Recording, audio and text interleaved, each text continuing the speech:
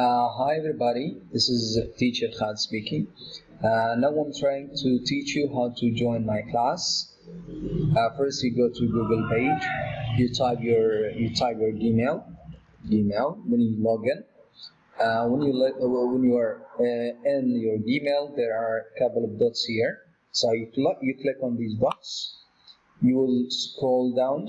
You will find a place called Classroom. This one. You click on Classroom. You will get to this classroom. In your classroom, you will find this plus. You click on it as well.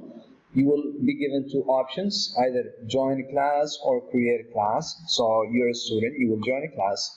Then you remember the code that I sent to you via your WhatsApp, yeah. So please go to it and type. For example, you type the code, then you join. So this code is an example. You will go to the code and it's correct. You will join.